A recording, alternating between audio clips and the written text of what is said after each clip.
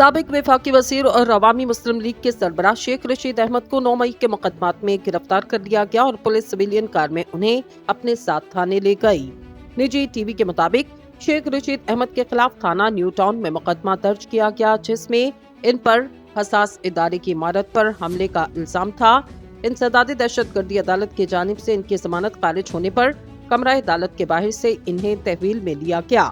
इसी मुकदमे में वो पहले भी गिरफ्तार रहे, जिसके बाद इनकी अबूरी जमानत की गई। पुलिस सराय के मुताबिक मुलजिम को न्यू टाउन थाने में मुंतकिल कर दिया गया, जिसके बाद मुकामी अदालत में पेश करके जिस्मानी रिमांड की सजा की जाएगी। याद रहे कि शेख राशिद शफीक, शेख रशीद और पीटीआई के कई रहनुमाओं के खिलाफ 14 मुकदमात की जमानत की गई, जिनमें जमानतें मंजूर या मुस्तरद होना थी। इन 14 मुकदमात में से एक मुकदमे में शेख रशीद की जमानत खारिज हुई, जिसके बाद इन्हें आज फिर से तहवील में ले लिया गया।